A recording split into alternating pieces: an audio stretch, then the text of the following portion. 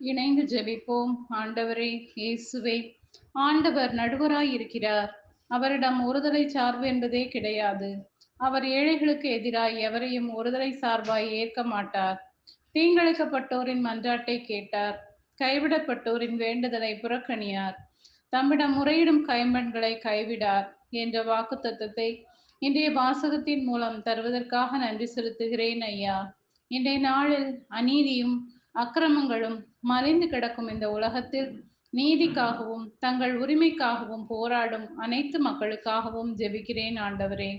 நீதியின் நாயகனாக வீற்றிருப்பவரே, நீரே நடுவராக இருந்து அவர்களுடைய கூக்குரல்களையும் கோரிக்கைகளையும் கண்ணோக்கி பாரும்.